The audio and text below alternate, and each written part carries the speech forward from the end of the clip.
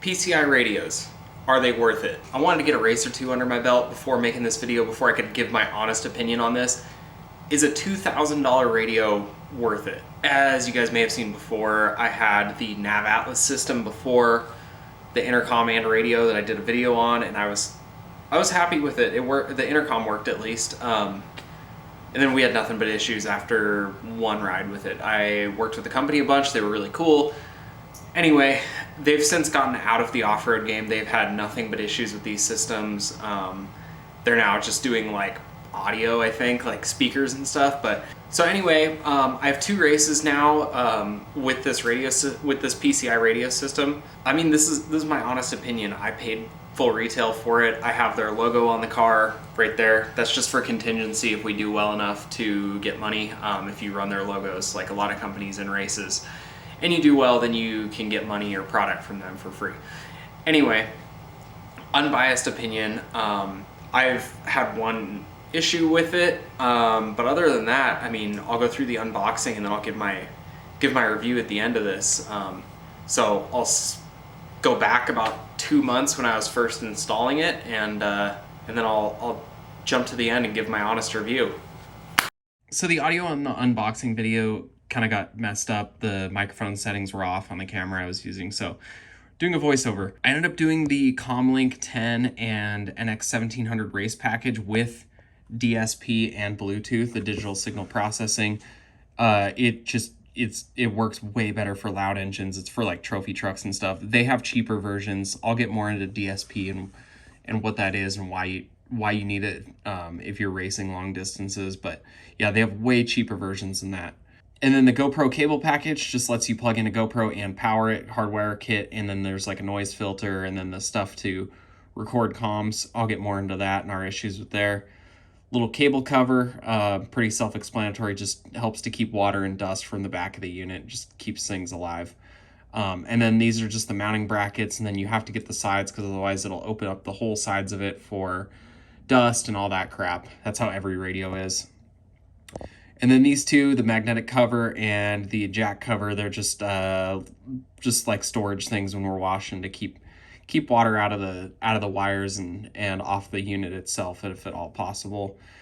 And then the helmet wiring kit, this is the kit that I picked. They have a few different options, ear cups and whatnot.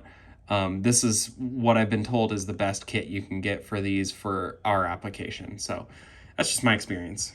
Okay, so Pops has been rewiring everything, pulling the old stuff out, adding a master battery cutoff per the rules. But yeah, he's doing a good job. It's a mess right now, but it'll be cleaned up soon. Be really, really nice. Pops is getting the car rewired and getting the radio installed. I am running this corrugated stuff around all of the intercom lines. We did use it on basically everything on the car, but yeah, so getting this hooked up and we'll get the rest of the radio intercom system in the car next. And then the other thing I have is I just got this off Amazon, a siren button horn mount. It was like 20 bucks, I don't know. I'll pull this button out of it and then put the actual siren button I got on there, so that way, well, it'll be on the back side of this, but basically I'll have the radio push to talk here, and then I'll have the siren button right about here. For my side of the siren, the other siren button will be right there, that far rocker switch for the co-driver. Everything is in and wired.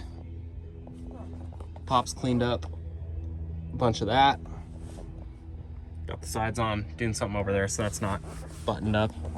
But yeah, Axia alloy wire connector thing coming down to, then we got connectors right there. So, and hey, we got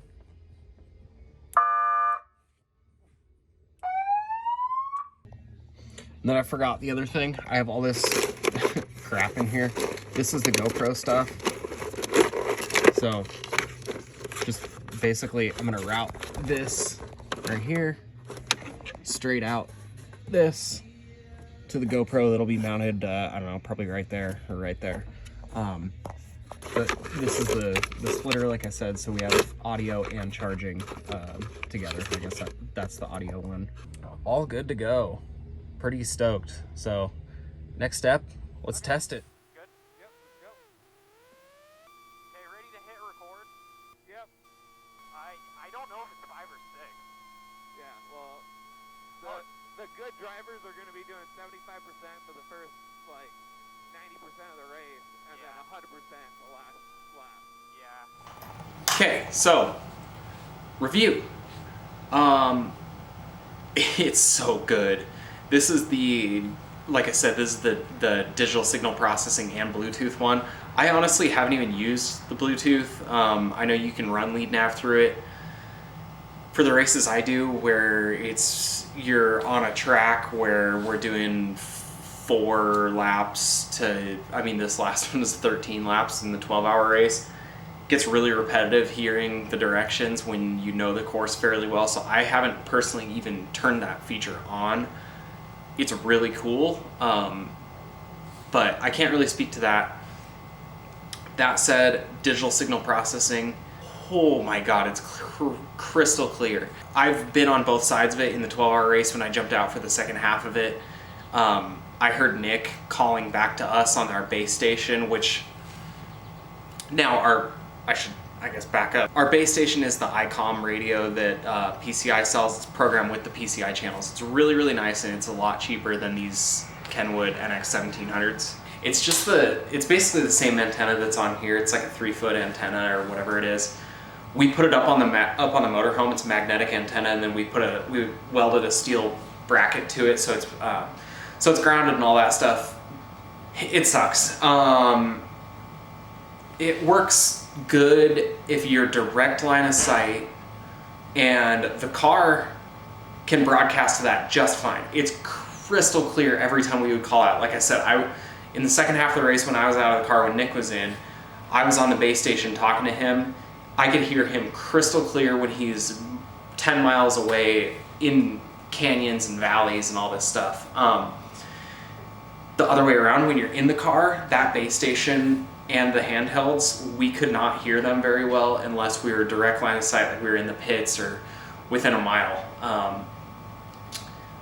If we have a better base station, which is what our next step will be, 110 watt, like big base station setup, all that should be set up fine. That should help things quite a bit. Anyway, the intercom, I'll start with that. Perfect. The whole time, I've never had an issue. The one thing that tripped me up when I was first pre-running with it, the first test we had, there's the auto volume, and I forgot to turn that off. And it was like wondering why the hell the thing was so quiet and why I couldn't hear the co-driver. I was messing with the volume knob, all that. Yeah, flip the auto volume off. I don't like the auto volume feature, but might be good for playing, but for racing, off, and then just crank the knob up probably 3/4 of the way for me personally with my helmet setup. And then the radio is also really quiet. I didn't know in the first race in King of the Castle that there's a volume up button on the radio itself on the Kenwood NX1700. So turn that up, works great. I called the company and thought something was wrong with it maybe, and they asked me if I had turned the volume up, and yeah, that was stupid. But anyway, hardware wise, everything is freaking phenomenal. It's crystal clear. The only 2 issues are, which I just mentioned, one of them is the calls coming in where it was really, really crackly and staticky on here. I ended up hitting the driver isolate button, so I didn't hear any of that as the driver. The co-driver was only hearing it. But when I would have that off and what he was telling me, it was just and static. And so yeah, not ideal, because when you hear static in, then that interrupts the communication between driver and co-driver, so not ideal. Other problem I've been having, it's stupid, but the GoPro audio, normally you can just plug a GoPro in, you put it on the right setting. I think line in is what they say. Once you plug in the actual GoPro splitter that they give you, it unlocks a lot of features. I had this issue where it was like, it just wasn't clear, and the audio, the external audio, like engine noise and all that stuff, absolute trash. You could barely hear anything, and then you could kind of hear us talking, but only if it was cranked all the way up. So I don't know what the issue with that is. I need to see. I changed the Molex connector, but we'll see. My next step is to plug in another GoPro, a brand new one, and try that. See if maybe it's the issue with the cameras itself. Maybe there's a software update I need to do, something like that.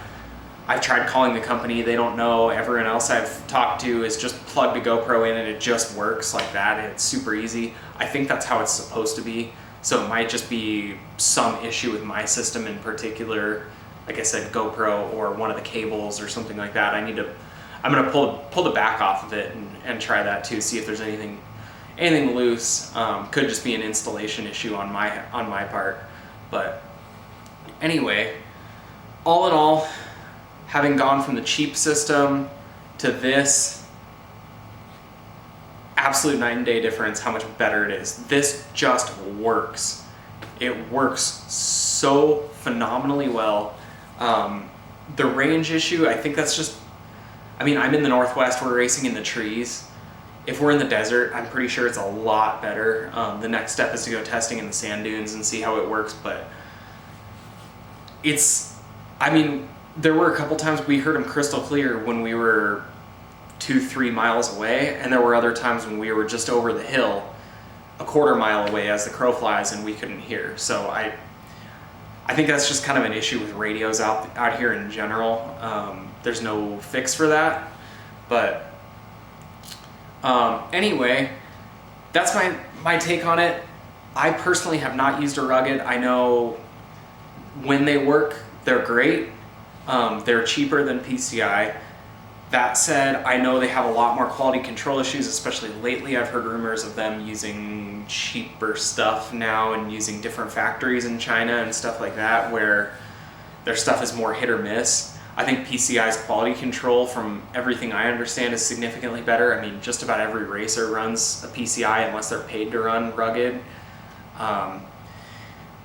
Like Chris Blaze, Nick, everyone who is serious about desert racing and off-road racing in general that I've ever talked to runs PCI, and there's a reason for that. And every time I've called them for either an issue or just something I don't understand, or having them walk me through something, they pick up right away. They're really good to work with. They send me anything if I have any issues. Like I said, that Molex connector, there was kind of a loose connector on that. They sent me a new cable out the next day. They overnighted it free. Just stuff like that. And that was after a race. And just, I don't know. I get the vibe that they're really good to work with. They've been around the industry forever. They support the industry. They support a lot of people. They came out to the Oregon race. They come out to all these off-road races. If you need help, they'll program your stuff for you on site. That's really, really cool. Anyway, that's my honest opinion. Yes, I'm recommending it, but that's because I don't have a single bad thing to say.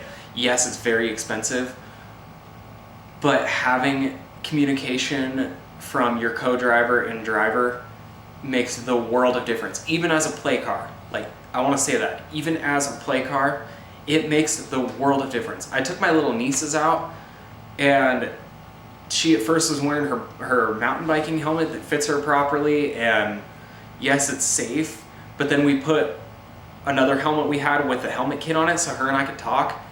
She was so stoked, and yeah, the helmet was kind of bouncing around a little and it wasn't as comfortable because it didn't fit her, but she said having that communication made the world of difference.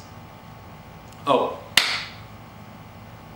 also on the GoPro note, another issue I think we might be having is that I have this Rugged pumper, pumps a lot of air, but I have a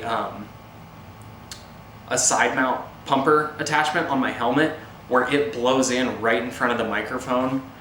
So I don't know if that was maybe causes some of the GoPro stuff, But the DSP, the digital signal processing, it canceled out all that radio or all the air noise, because both Caden and I in this last race have side air.